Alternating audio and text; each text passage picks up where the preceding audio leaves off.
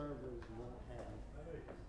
Well, that's a rule now for them. Right, and I said, you know, that's a rule. She said, well, you're still going to be around for the peace. When we eat, they Lisa, usually. do you know everybody? Hi there, how you doing? I'm Joe Duncan. How you nice to meet you, Lisa. Johnny Foreman, how are you? Are we? Do you know where we are here? Yeah, basically, I'm here, but you can sit either Okay. one. I'll be introducing you. I need to give this back to Take it back. And I'll Oh, put you're one gonna- here. I'm going to be the person Okay, introducing you, Lisa. perfect. Dr. Lisa Lockhart. I didn't teach your son You did not? because he didn't take Spanish. He did French.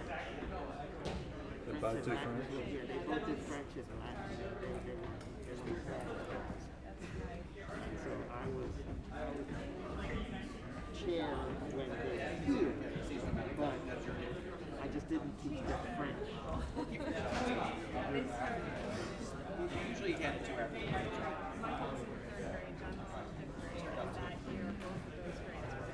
Well, French. Oh, okay. They just kept on the way through.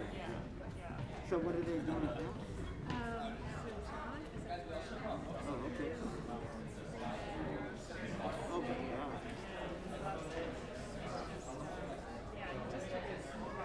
Wow. Oh, wow. Yeah, he's doing well. I think he was I think Laude, absolutely. And then he's a freshman at Wake Forest. Oh, my goodness. Oh, what we call German 2.0. Well, so surprised, I guess, that he just went right in. We've got that's what I think we had like 8, something like that. And because they have a rolling acceptance admission, so a couple of the kids like got it in the summertime before he had it.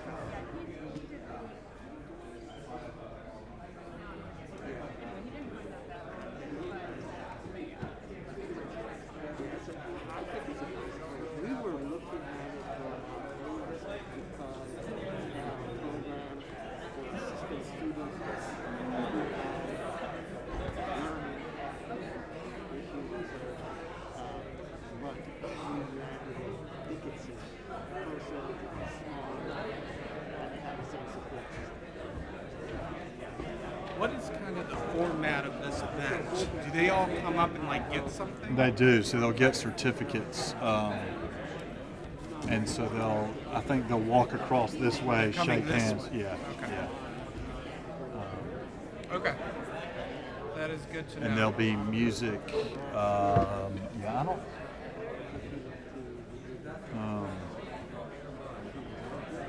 There's cello and trombone. Oh, Poe's playing trombone. Cool. So I'm usually music is down in the pit, but I don't know where it will be today. Okay. Tell you Okay. about it. All right. Thank you. And she started off with Step City, and now she's in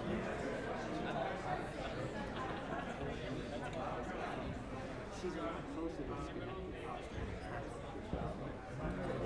Then the next night, we don't know where. She could wind up in Greenville, where she did her internship. She's looking there. She likes the water. On the stage, just to the left of the table. Yeah, nice. Got it from Poe. Wow. I don't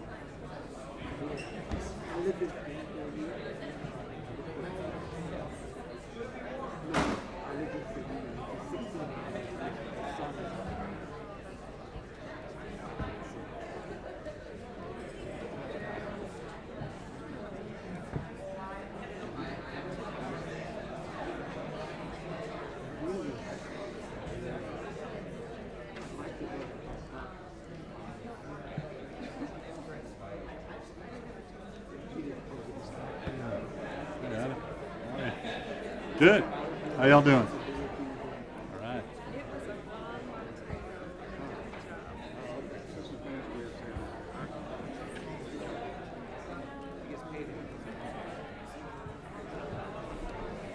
Wow.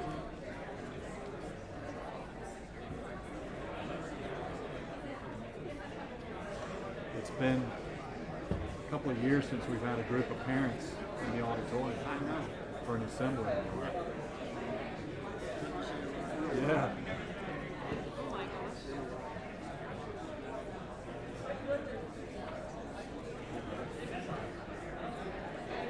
It's really cool. See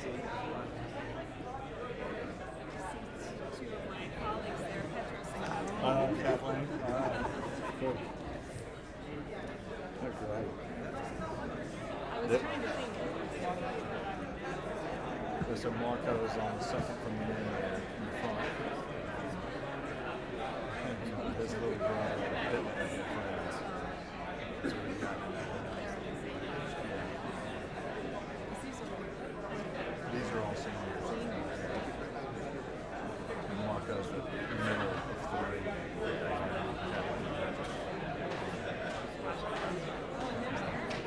Yeah, exactly. Eric and Shannon in there. Yep.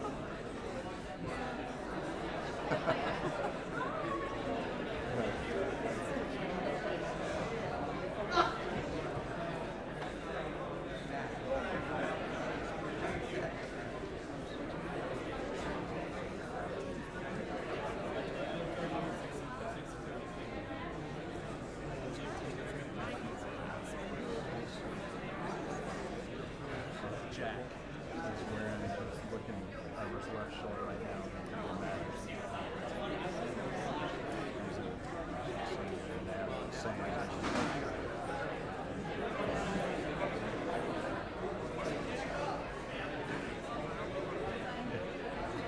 There's actually a fair, I'm now looking at a few younger siblings, Nate Perry, his older brother, Wade, is it John?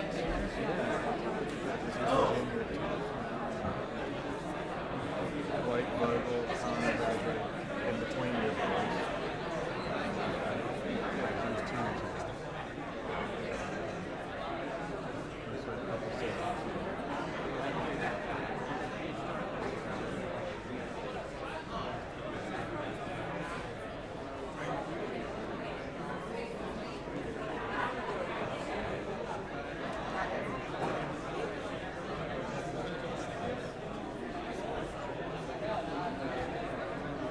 Started back some of our exchanges also.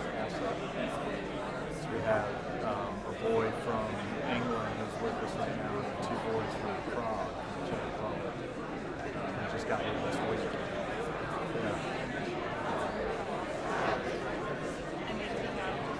So our guys go over in June because their school, the European school year extends pretty much to July, so it works well.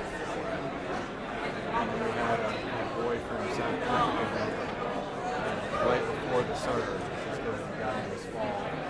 So I was student government.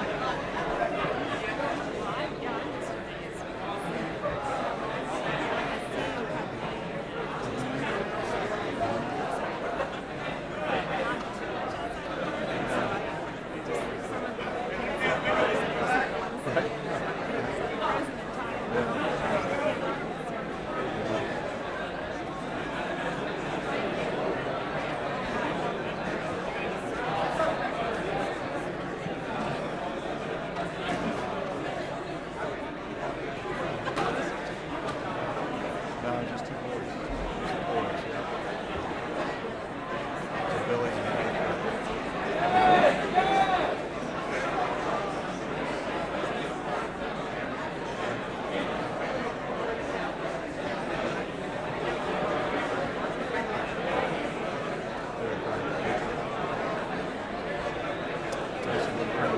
She just through sort of casual conversation she and I were having has been really interesting in trying to introduce some of the team community together. And we actually, well, I'm not sure if they're coming, but we admitted a couple of boys to an organization called Laude, which is team educational assistance. They've been working on most of the Catholic schools and not been paid with them. But people and so far, a couple of them have been. I hope they're coming. The last hurdle is trying to figure out transportation logistics because they're down in southwest Baltimore, which is not easy. Well, I think they figured out this coach route where they can a short drive to another pickup spot. So I hope it'll work. We're real excited about it because that's a hugely underrepresented population in independent schools in general. Okay.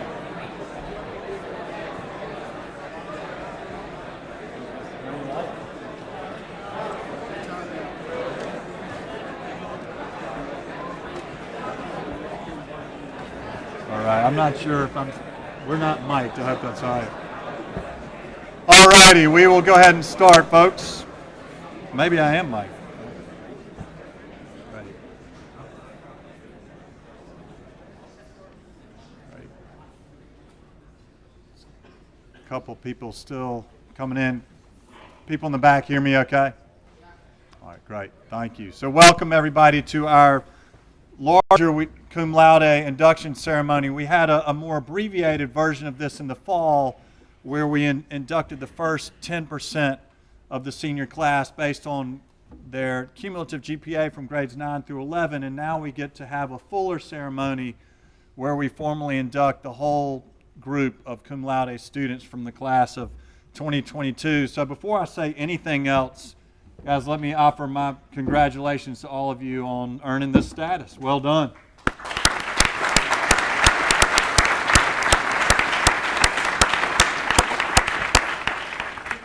So I do this every time we have our cum laude ceremonies to explain just briefly what cum laude is so we all understand why we're here. And even before I do that, I was commenting to people up here on stage before we started and while people were still coming in. This is the first time we've had a real group of parents in the auditorium for an assembly in 2 years. We've had small groups for senior speeches and that sort of thing, but we have not had a group in the auditorium. So welcome. It's nice to be able to invite you back onto campus. I'm glad you're with us.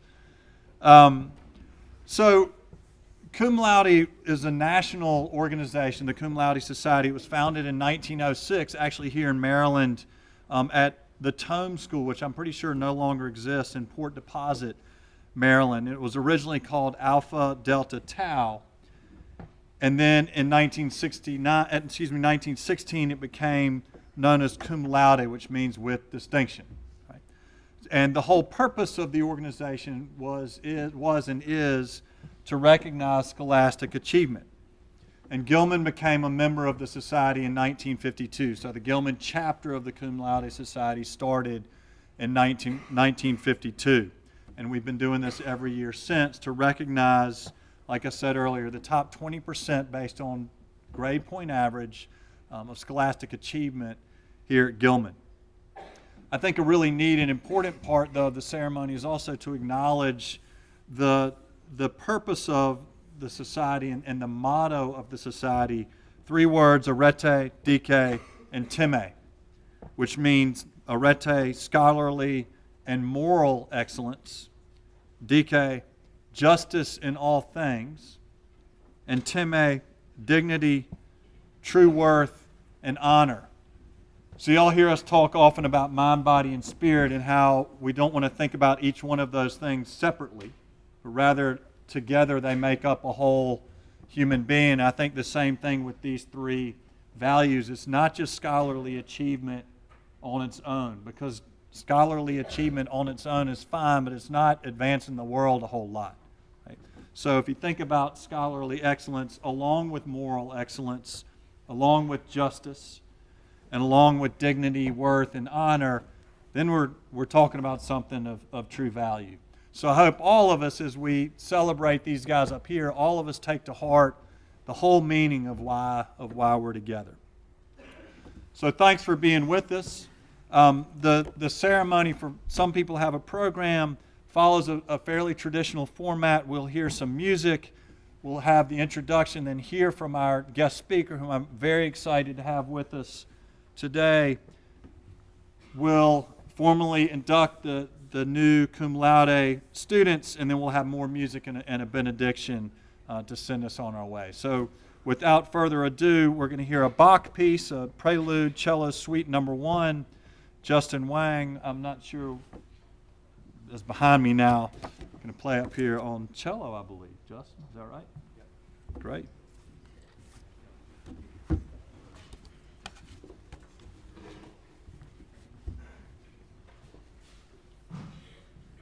Thanks, Justin.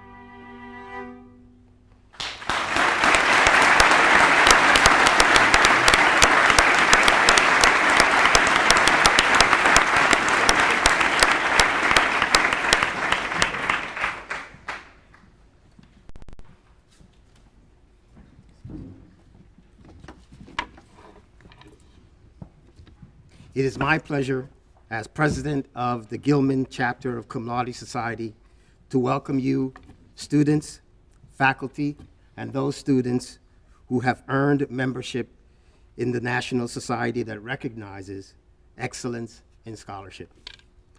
This is a special occasion in the Gilman year. We recognize the scholars gathered here, and we thank those who have encouraged and set high intellectual goals and standards for them. Today, our speaker is Dr. Lisa Lockhart Maragakis, MD, MPH. Lisa Maragakis is a past parent and an associate professor of the School of Medicine and Epidemiology at Johns Hopkins University School of Medicine and the Johns Hopkins Bloomberg School of Public Health. Dr. Maragakis is a senior director of infectious prevention and the Johns Hopkins Health Systems and the hospital's epidemiologist for Johns Hopkins Hospital. In these roles, she is responsible for the conceptualization, planning, and implementation and development of Johns Hopkins Health Systems and infection control and prevention program. Her research interests are in the epidemiology, prevention, and control of healthcare acquired infections and antimicrobial resistant gram-negative bacilli. Dr. Maragakis serves as the executive director of Johns Hopkins Hospital Biocontainment Unit and as incidental commander for Johns Hopkins Medicine COVID-19 response. She also serves as IDSA co-chair for 2014 and 2020 updates for compendium and strategies for preventing healthcare-associated infections, and as co-chair of the Centers of Disease Control and Prevention's Healthcare Infection Control Practices Advisory Committee. Please join me in welcoming Dr. Lisa Lockhart Maragakis.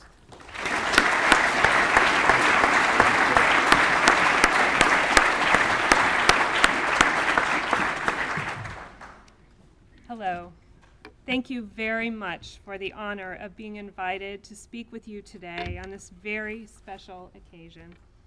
I would particularly like to thank Mr. Smythe and Mr. Broadus for thinking of me and for inviting me to share a few words with you today and with your families, friends, and loved ones. My aim today is to share a few insights on life outside of school and share a few lessons that I have learned from the perspective of an infectious disease physician who has been charged with part of the response to the COVID-19 pandemic. First, though, I want to offer my sincere congratulations to each recipient of this prestigious Cum Laude award. Congratulations. Your hard work, your diligence, and excellent scholarship has culminated in this recognition and the award, and you should be very proud of all that you have accomplished, and we are all very proud of you. I offer my congratulations not only to each of you, but also to your families, your friends, your loved ones, and to your teachers and the school leaders who are here today, all of those people who helped you achieve your goals. It is so important that we include them in your celebration and that you remember their contributions to your success. Many years ago, when I was working in another profession, I decided that I wanted to become a doctor. I quit my job and I went back to school, but I didn't have enough money saved for all of the tuition and the expenses, and I needed help.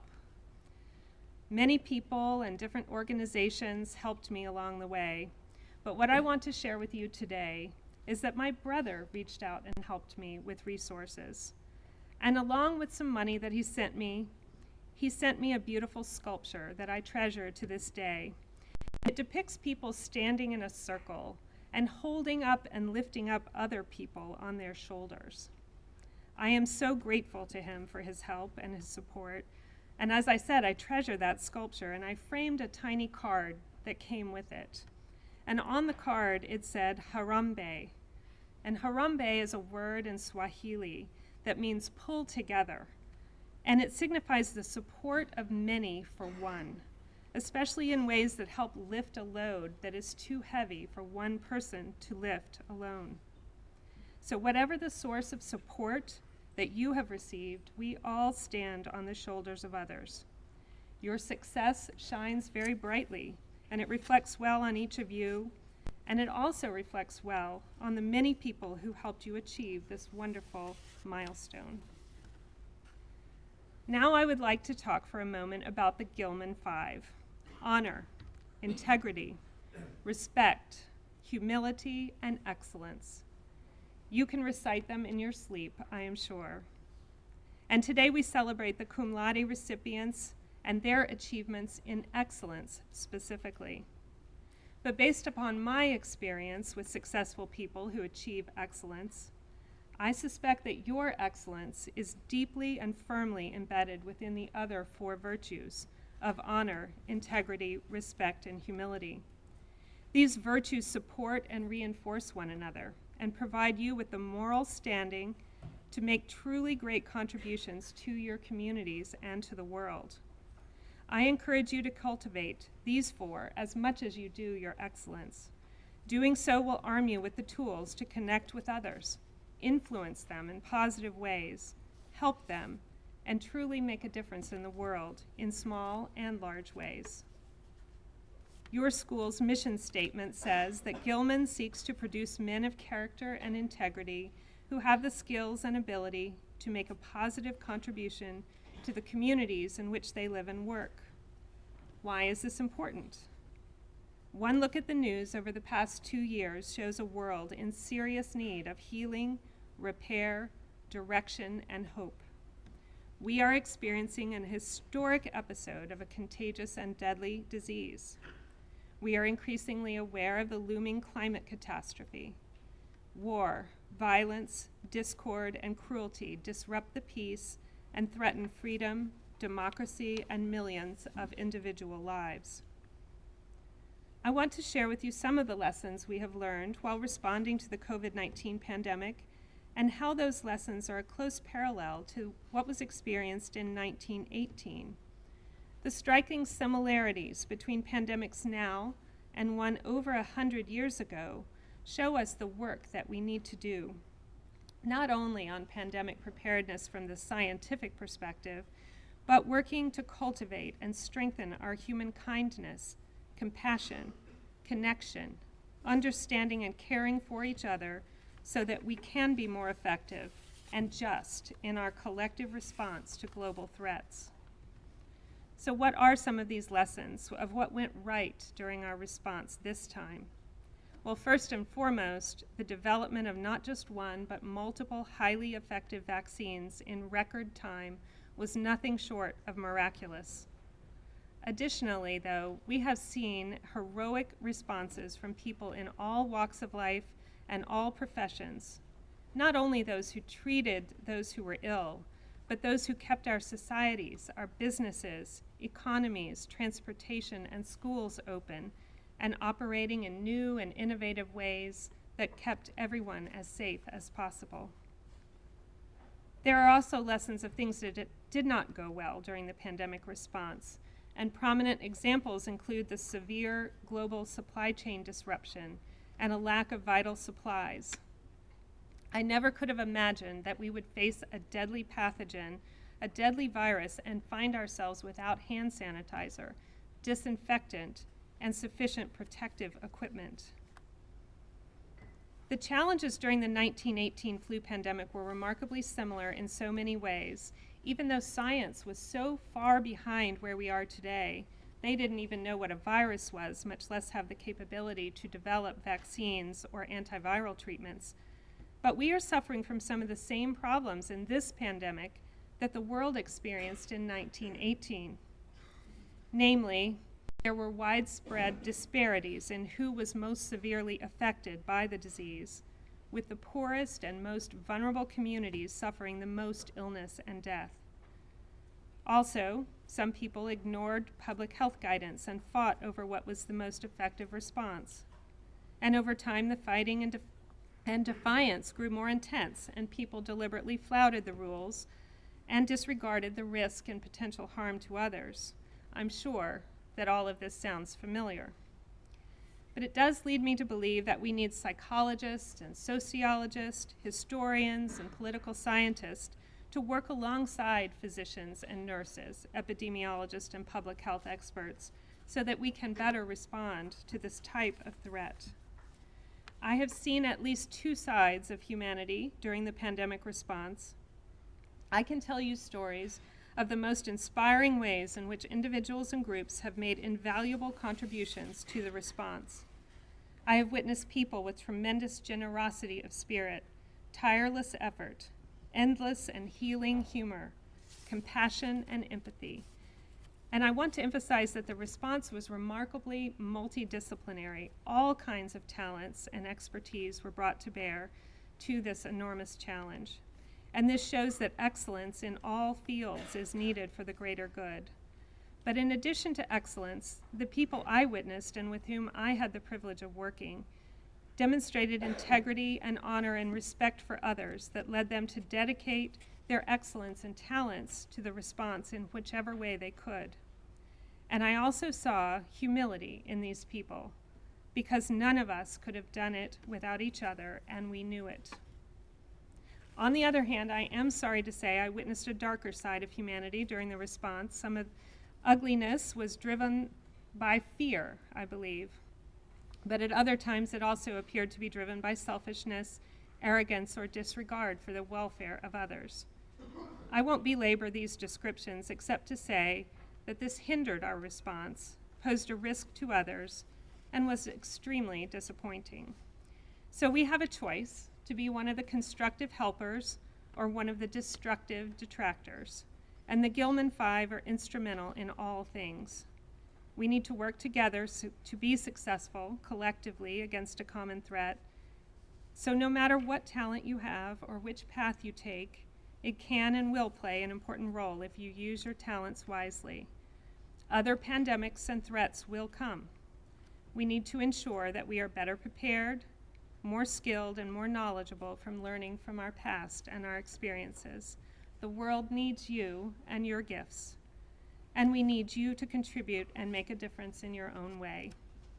Thankfully, you are well positioned to do this. Gilman, your teachers, coaches, friends, and families support you, and you have the opportunity and environment to set you up for success with the values, experience, and resources to lead and to help others. Thank you, and congratulations again on your remarkable achievement.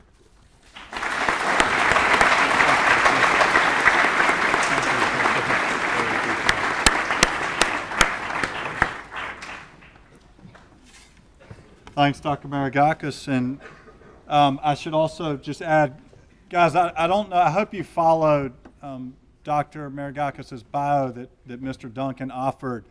She is one of the leading infectious disease experts around, and I will say selfishly to be able to have her on speed dial over the last 2 years, along with Dr. Nuremberger in the audience, has been incredibly helpful as we've tried to figure out. I don't know the first thing about diseases other than when I get a runny nose, and so to be able to call people like that to understand how to manage COVID has been invaluable. So we are all very grateful to you for helping us get through it.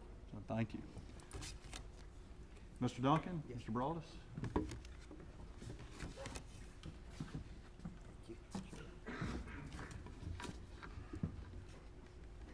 I would like to ask the members that were inducted this fall to please all stand together.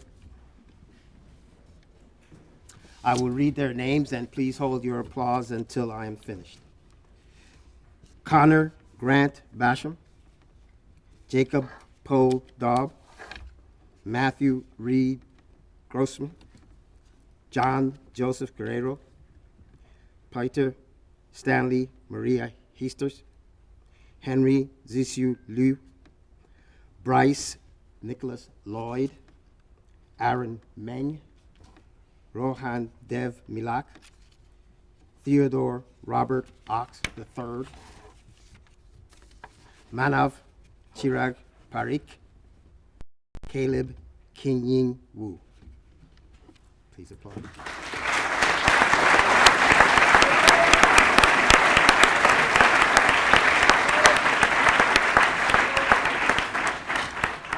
You may be seated.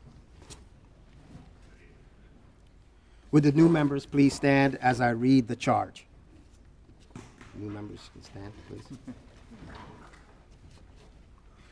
Your distinguished records at Gilman have earned your membership in Cum Laude Society, a fellowship whose purpose is to recognize scholarly excellence.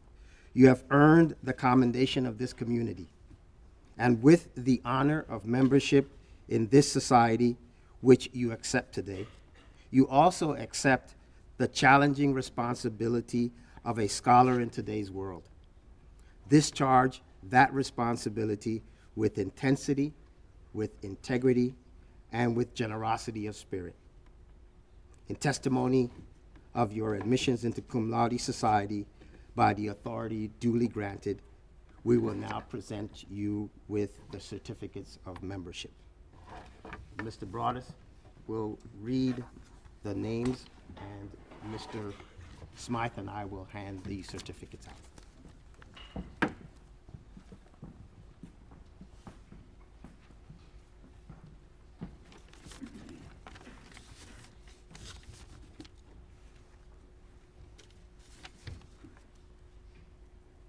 Aiden Daniel Fulner.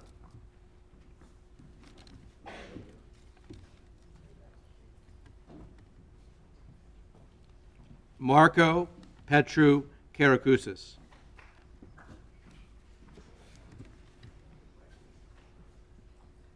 We'll just clap at the end. Edward Bennett Mosk.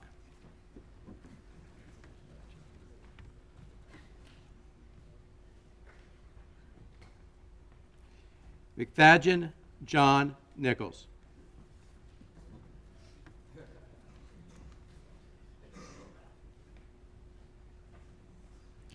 John Clark Nuremberger.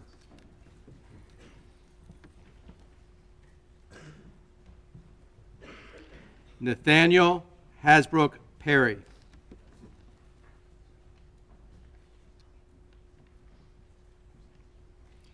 Joshua David Peters.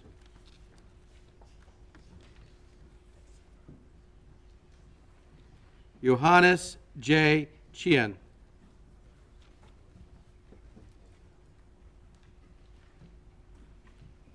Blake Tyler Vogel.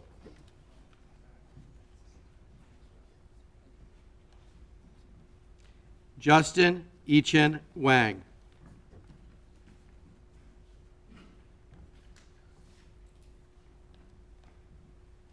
Alex Q. Zai.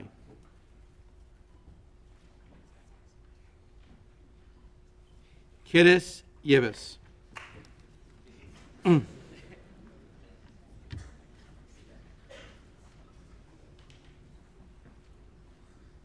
Ladies and gentlemen, may I present to you the new inductees from the class of 2022.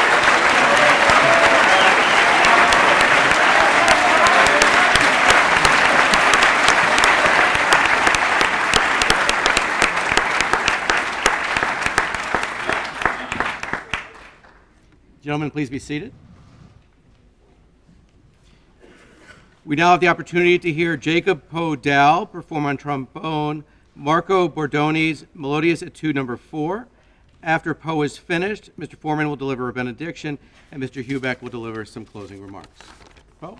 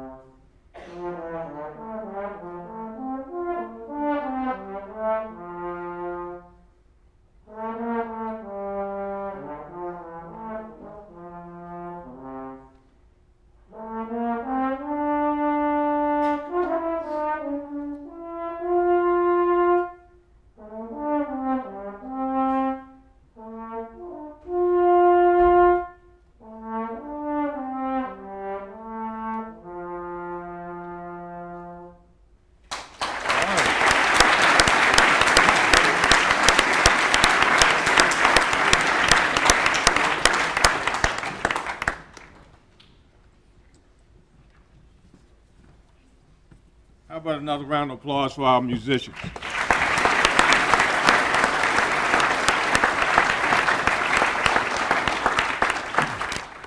It's very difficult to stand here and play an instrument. I'm an old hack musician. Trombone is my horn, too. For all these years I've done this, I haven't heard a trombone player, so I'm going to applaud you for me. May we all stand for the benediction, please.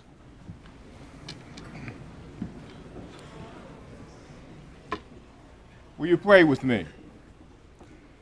As we begin to bring a close to this program, let's give praise and honor to whom all blessings flow, who guides, protects, assists us through each and every endeavor. Congratulations to these young men and their families for the honor that has been bestowed upon them. May they continue in the light of the school's motto, and for these blessings may we all say, amen. You may be seated.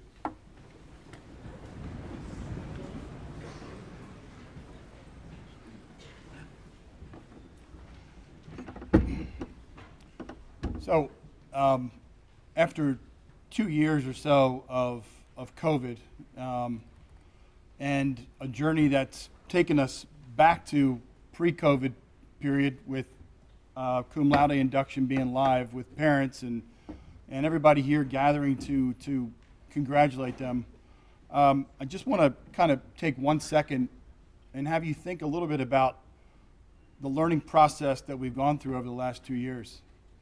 These guys up here and you all in the audience have been through a tremendous amount of transition from in-person learning to strictly online learning to hybrid learning, a couple different phases of that until we have this now.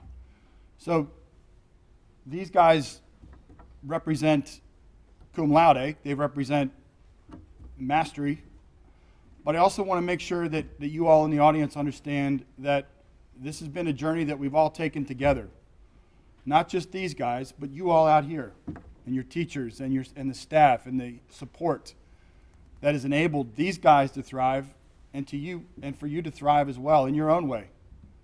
So as we think about the school year, and we are almost there, a little more than a half a quarter left, I want you to sit back and reflect on what it's been like over the last 24 months, and the transitions you've had to make, and the adjustments you've had to make, and all the teachers and the staff waking up one day not realizing whether we're going to be here, whether we're going to be in front of a computer, or whether we're only going to get half of you.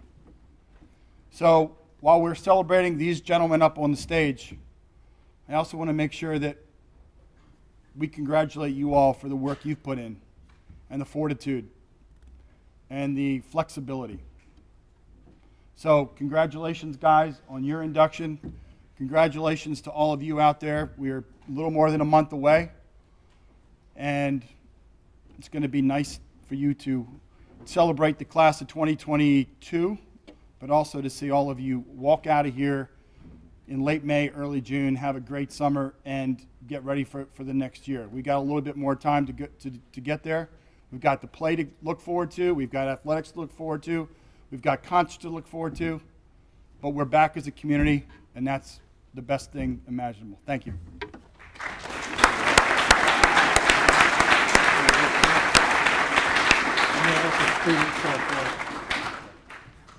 Thanks, Mr. Hubeck, and again, congratulations, guys. So here's